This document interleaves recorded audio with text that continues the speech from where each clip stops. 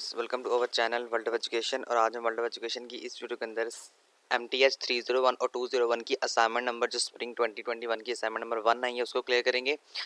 तो अपना time waste किए बगैर अपनी असाइनमेंट की तरफ चलते हैं। तो आपकी जो असाइनमेंट की ड्यू डेट है वो यहाँ पर आपको जैसे स्क्रीन पर नज़र आ रहा है 11/6/2021 है, यानी 11 जून आपकी जो है वो लास्ट डेट है। अगर क्वेश्चंस की बात की जाए, सबसे पहले इंस्ट्रक्शंस की बात की जाए तो 11 से लेकर 16 तक आपने लेक्चर्स को कवर अप किया हुआ है इस असाइनमेंट के अंदर। तो यही कह रहा है कि अगर आपको ये आते हैं तो आप इसको असाइनमेंट को इजीली कवर कर सकते हैं। बाकी MS वर्ड फॉर्मेट के अंदर आपने बनानी है, आपने मैथ टाइप को इस्तेमाल करना है पेन को एडिट करने के लिए। तमाम चीज़ें आपने खुद से एक दफ़ा पढ़ लेनी है। इसके अलावा इसके अंदर पढ़ने वाली चीज़ वगैरह कोई भी नहीं है। तो बेसिक चीज़ें मैंने आपको बता दी हैं। आगे क्वेश्चन की तरफ चलते हैं अपने। क्वेश्चन में आपको क्या कह रहा है आपने वॉल्यूम जो बाउंडेड प्लेन्स के उसको फाइंड करना है, जहां पर आपके पास x की वैल्यू 0 होगी, y की वैल्यू 0 होगी और z की वैल्यू भी 0 हो जाएगी। दो इक्वेशंस आपको यहाँ पर उसने दे दी हैं। आपने इन क्वेश्चंस को इस्तेमाल करना है और इन वैल्यूज़ को इस्तेमाल करना है और आपने जो वॉल्यूम है उसको फाइंड करना है। इसके बाद दूसरा क्वेश्चन देख लेते हैं। तो दूसरा क्वेश्चन आपके पास क्या है कि आपने यहाँ पर भी उसने क्या किया हुआ है, आपको एक इक्वेशन दे दिया है, इसको आपने ग्रेडियंट के तौर पे यूज़ करना है। पॉइंट्स भी आपको उसने बता दिए कि इन पॉइंट पर ये जो है f(x) की वैल्यू आपने इस्तेमाल करनी है। फिर उसके बाद आपने डेरिवेटिव लेना है डी ऑफ एफ का, और किन पॉइंट्स पे लेना है वो भी आपको उसने बता दिया है। और आपने वेक्टर को भी यहाँ पर फाइंड आउट कर लेना है। तो पहला जो क्वेश्चन है थोड़ा सा लेंथी है, लेकिन इसके मार्क्स 5 हैं। ये थोड़ा सा जो है बिल्कुल अननोन सी बात है, लेकिन अब यूनिवर्सिटी वालों ने इस तरह किया है तो इस पर कुछ भी कहा नहीं जा सकता। तो अपने सोल्यूशन की तरफ चलते हैं। अब सबसे पहले मैथ टाइप के अंदर चलते हैं। कुछ क्वेश्चन है जो मैंने आपको यहाँ पे बताने हैं, वो आगे आगे जाएंगे तो मैं आपको साथ साथ जो है वो यहाँ पर बताता जाऊँगा, आपके साथ साथ ही आपको इन्फॉर्म करता जाऊँगा। तो अपने सोल्यूशन की तरफ चलते हैं। ओके, सबसे पहले आपने नाम अपना लिख लेना है। जिस तरह एज यूजुअल आपको पता है आपने ऑलरेडी असाइनमेंट्स बनाई हुई हैं सेमेस्टर 1 के अंदर, सेमेस्टर 2 के अंदर। और उसके बाद आपने अपनी आईडी लिख लेनी है। क्वेश्चन नंबर 1 यहाँ पर आपने हेडिंग देनी है कि ये आपका क्वेश्चन नंबर 1 है, और उसके बाद आपने स्टार्ट कर देनी है। तो आपके पास यहाँ पर वो जो इक्वेशंस है आपने इसी को कॉपी करना है। कॉपी करने के बाद पेस्ट कर देना है। सबसे पहले आपने यहाँ पे वो इक्वेशंस लिखनी है, और यहाँ पर चूंकि आपको वॉल्यूम का फार्मूला पता है तो वॉल्यूम के फार्मूले के लिए यहाँ पर हमने डी ऑफ एक्स लेना है, और वाई और जेड तीनों हमने यहाँ पर ले लेनी, क्योंकि आपके पास पॉइंट्स भी 3 है। आपने सबको बारी बारी डिफाइन कर लेना है। डिफाइन करने का तरीका आपने अपने लेक्चर्स में सीखा हुआ है। तो आपने यहाँ से क्या करना है, डिफाइन करने के बाद आप सबसे पहले जेड का डेरिवेटिव लेंगे, फिर इसके बाद आप वाई का डेरिवेटिव लेंगे, और आंसर आपके पास इस तरह आता चला जाएगा। एट द एंड आपने x का डेरिवेटिव लेना है, और x का डेरिवेटिव हमने यहाँ तक ले लिया है। उसके बाद आपने इसको फर्दर मल्टीप्लाई करना है। मल्टीप्लाई करने के साथ साथ इसकी वैल्यूज़ को पुट करना है जो आपको लिमिट्स दी हुई हैं। जिस तरह आपको पता है आउटर लिमिट में से आपने माइनस करनी होती है, जो लोअर लिमिट होती है वो वाली। तो हम यहाँ पर फाइंड करते जाएंगे, और एट द एंड आपके पास जो है वो आंसर आता चला जाएगा। इस तरह से आपने करना है। सोल्यूशन में आपको दिखा रहा हूँ, बाकी आपने साथ साथ अपने लेक्चर्स के अंदर समझा हुआ है। नहीं समझा हुआ तो मैं आपको यहाँ पर जाके मैथ टाइम में एक दफ़ा दोबारा इसको करवा देता हूँ कि देखें आपने करना क्या। आपने जो ओवरऑल जो हमने प्रीवियस सेमेस्टर के अंदर भी ये पढ़ा हुआ है कि हमने लिमिट जिस तरह फाइंड करनी है, सिर्फ डेरिवेटिव लेके हमने यहाँ पर जो लिमिट्स है उनको यहाँ पर डिफाइन किया हुआ है। नेक्स्ट बात करें तो नेक्स्ट बात में देखिए आगे उसको फर्दर सिंप्लीफाई कर रहा है। सिंप्लीफाई करने का तरीका क्या है, यहाँ पर हमने एलसीएम ले लिया है। अब ये 2 जो है यहाँ पर चला जाएगा, यहाँ पर आ जाएगा 2 आपका, और 2 आने के बाद फर्दर इसके साथ डिवाइड होगा, और एट द एंड आपके पास जो आंसर आएगा वो ये हो जाएगा। फिर उसके बाद क्या होगा, इसी 2 ने आगे बाहर निकल जाना है। देखें यहाँ पर सिंप्लीफिकेशन हो रही है। सिंप्लीफिकेशन के बाद यहाँ से देखें तो यहाँ पर क्या हो रहा है, यहाँ पर ये 2 जो है, इस 2 को हमने यहाँ पर बाहर निकाल लिया, जो कि आपके पास माउस पर शो हो रहा है, और फर्दर जो आपके पास जो वैल्यू अंदर बच गई है वो यहाँ पर आ गई। उसके बाद हमने इसका जो है दोबारा डी ऑफ एक्स का डेरिवेटिव हमने विद रिस्पेक्ट टू एक्स लेना है। तो एक्स लेने के बाद आपको पता है जहाँ जहाँ पर एक्स होगा वहाँ पर आपने डेरिवेटिव ले लेना है।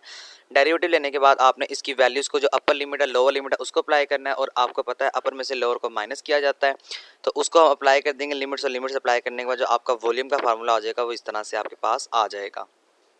इन द एंड आपने क्या करना है, इन तमाम तर वैल्यूज़ को वॉल्यूम के फार्मूले के अंदर हमने इम्प्लीमेंट करवा देना है। उसके अंदर हमने वैल्यूज़ को पुट कर देना है लिमिट्स को अप्लाई करने के बाद, और एट द एंड जो आपके पास आंसर आएगा दैट इज़ v = 52/2। ये आपके पास फाइनल आंसर आ जाएगा।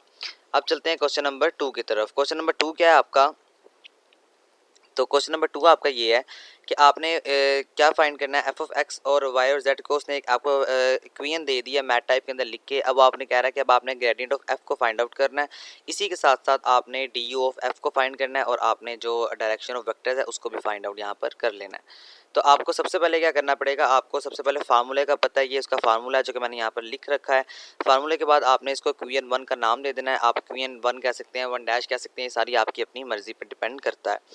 अब आप क्या करेंगे, अब आप इसको करने के बाद आपने इसको एज इट इज़ जो है इसको सिंप्लीफाई करना शुरू कर देना है। ये आपके पास क्वेश्चन की वैल्यूज़ है, क्वेश्चन की वैल्यूज़ में अब आपने सबसे पहले इसको जो पार्शियल डेरिवेटिव के अंदर आपको पता है इसको सिग्मा से रिप्रेजेंट किया जाता है, और मैथ टाइप के अंदर मैं आपको दिखा दूँ ये रिप्रेजेंट किस तरह किया जाता है। आपने इस टूल में जाना है, इस टूल में पहला साइन आपके पास जो होगा वो आपके पास पार्शियल डेरिवेटिव का ही होगा। यहाँ पर आपने एफ लिख लेना है, और उसके बाद आपने मैथ टाइप का आपको इस्तेमाल करना आता है इस तरह से। बस बेसिकली आपको साइन बताने का मकसद ये है कि कुछ स्टूडेंट्स होते हैं उनको साइन नहीं मिल रहा होता, तो यहाँ से इसका साइन आ जाएगा। इसके अलावा एक दूसरा साइन है जो कि डेल्टा है लेकिन वो उल्टा है, तो आपने इस साइन के अंदर जाना है। इस साइन के बाद आपके पास ये डेल्टा जो है यहाँ से उल्टा डेल्टा आपके पास यहाँ पर आ जाएगा। तो ये भी आपने साइन को याद रखना है। ये वो चीज़ें होती हैं जो कि स्टूडेंट्स को नहीं मिल रही होती और कुछ लोगों ने बताया भी नहीं होता, तो ये आपने अच्छी तरह से याद कर लेना है। आगे चलते हैं एक्वियन मैथ टाइप के अंदर।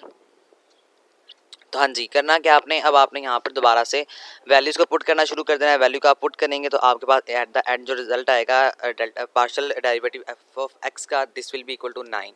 इसी के साथ साथ आप जब आगे चले जाएंगे तो आगे जाने के बाद आपने वाई का जो है वो फाइंड करना है। एक्स का आपका 9 आ गया, वाई का आपका जो आंसर है वो 1 आ जाएगा, और जेड का आंसर जो है वो -12 आपके पास आ जाएगा। फिर उसके बाद कह रहा है पुट ऑल वैल्यूज़ इन 1। आपने तमाम तर वैल्यूज़ को 1 के अंदर पुट कर देना है। तो 1 क्वीन आपने किसको कहा हुआ था, 1 क्वीन आपने इसको कहा हुआ था, जो आपके पास यहाँ पर मैंने हाईलाइट कर दिया है। आगे आपने क्या करना है, जब आप इसको 1 में पुट करेंगे तो 1 में पुट करने के बाद आपके पास जो वैल्यू आ जाएगी इस तरह की, ये 1 है, तो यहाँ पे मैंने आपको, अब आपने क्या करना है जी, 1 में पुट करेंगे तो आपके पास इस तरह का ये आंसर आपके पास आ जाएगा, जो कि मैंने इसी के आगे लिख दिया है। आगे आपने क्या करना है, आगे आपने करना ये है कि अब आपने डायरेक्शनल डेरिवेटिव को फाइंड करना है अकॉर्डिंग टू द क्वेश्चन। तो डायरेक्शनल डेरिवेटिव का फार्मूला भी हमने जो है अपने लेक्चर्स में लिया हुआ है, हमने अपने लेक्चर्स में पढ़ा हुआ है। तो इसका जो फार्मूला होता है वो ये होता है। अब हमने ये फार्मूले को अप्लाई करने के बाद इसमें हमें यूनिट वेक्टर चाहिए, तो यूनिट वेक्टर की हमने एक और फार्मूला पढ़ा हुआ है, ये आपने 9-10 की फिजिक्स में भी पढ़ा हुआ था, और ICS में भी, FSC में भी आपने पढ़ा हुआ है। फिर क्या करेंगे आगे, आप इसको यू वी की वैल्यू को इस तरह लिखेंगे। उसके बाद आप इसको जो आपका यूनिट वेक्टर है, फैक्टर है, इसको आप फाइंड करेंगे। फाइंड करने के बाद आपके पास जो एट द एंड आंसर आ जाएगा वो इस तरह का आपके पास आंसर आ जाएगा। उसके बाद आपने क्या करना है, उसके बाद आपने करना ये कि अब आप सिंप्लीफाई करेंगे। यहाँ पर मैंने सिंप्लीफाई नहीं किया, सिंप्लीफिकेशन बहुत ज़्यादा आसान है। आपने इसी वैल्यू को जो है वो फार्मूले के अंदर अपने पुट कर देनी है 1 के अंदर। जब आप इसको 1 के अंदर पुट करेंगे, यहाँ पर मैंने लिख दिया, इसको आपने 1 के अंदर पुट करना है, और सिंप्लीफाई करने के बाद जो आपके पास फाइनल आंसर आएगा वो -22/√26 फाइनल आपके पास आंसर आ जाएगा। आई होप आपको जो है डियर स्टूडेंट समझ आ चुकी होगी। एक दफ़ा मैं आपको दोबारा से जो कोड है असाइनमेंट का वो आपके साथ दोबारा शेयर कर देता हूँ, और इसको आहिस्ता आहिस्ता स्क्रॉल डाउन कर देता हूँ ताकि आप इसको वीडियो को स्टॉप करने के साथ साथ इसको दोबारा से देख सकें और इसको एज इट इज़ बना सकें।